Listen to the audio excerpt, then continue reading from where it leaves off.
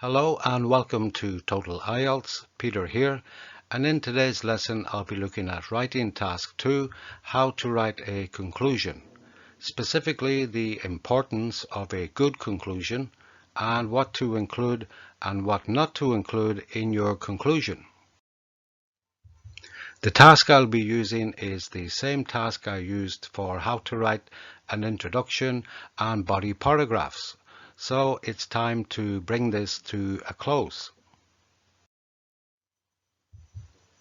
Conclusions are often neglected by students.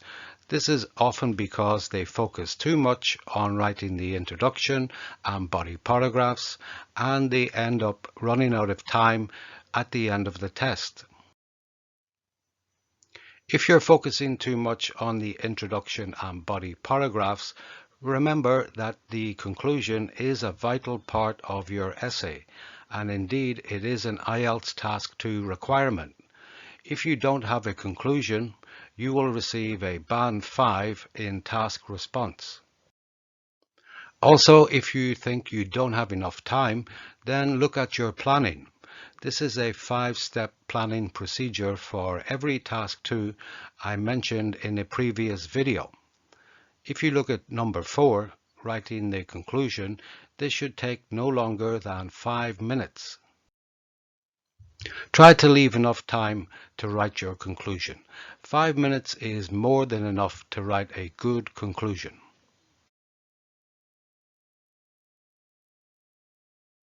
Let's start by what to include in your conclusion. Always begin with a clear statement, such as in conclusion or to conclude, or in summary or to summarize. This shows the examiner that you're ending your essay and bringing everything to a close.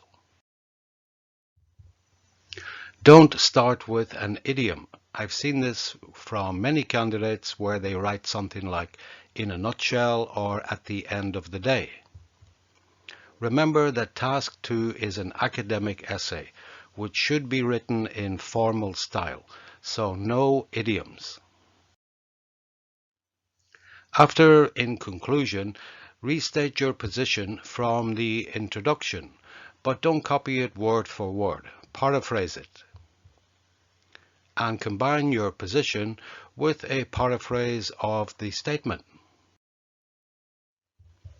The task here says many people believe that the current system of both teachers and students in the classroom will no longer exist by year 2050. So in my introduction, I took the position that I strongly disagree with this statement. So I combine this with the task statement. For example, in conclusion, classroom tuition with tutors and pupils in the same room will never be completely replaced.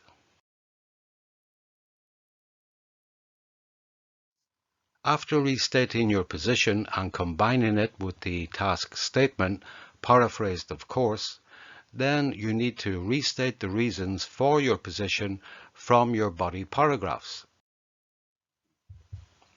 The reasons why I disagreed are already written in the body paragraphs. However, in the conclusion, don't include the supporting details. In the body paragraphs, I gave 2 clear reasons why I disagreed. So now I reread those reasons and paraphrase them in the conclusion. Don't copy word for word because this will be deducted from your word count. So the conclusion continues like this. Because remote learning is not a suitable approach for youngsters, and what is more, it is impractical for subjects requiring explicit practice. Let's move on to what not to include in your conclusion. First of all, don't write any general statements about the topic. These are often called academic hooks. For example, the future method of delivery for education is a topic that has been hotly debated. These do not belong in your introduction, as I said before in a previous video, and certainly do not belong in your conclusion. Keep your conclusion specific to your answer. Also, don't include any new ideas or reasons for your position. Conclusions, by definition, are a summary of what was already written in your essay. It often happens that candidates have a great idea why they disagree, and they often think it's better than the ones they had in their body paragraphs. However, it's too late to include any new ideas in your conclusion, and all new ideas or reasons need supporting details. Conclusion is a summary. It's not a place for any new ideas.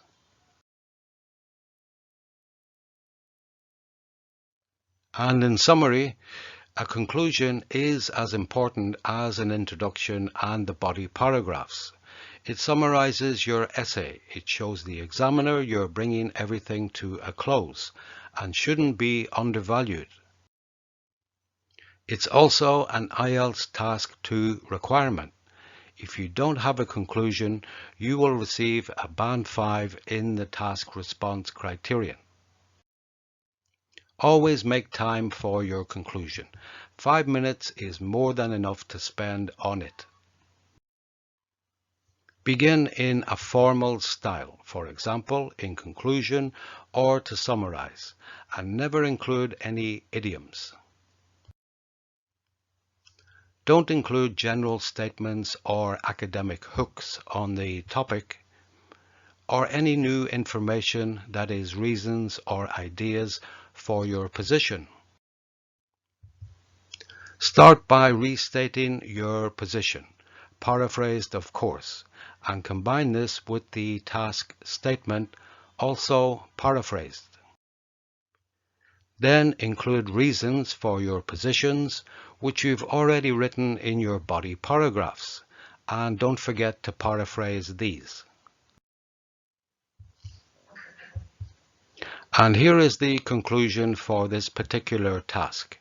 You can pause the video here and read it in your own good time.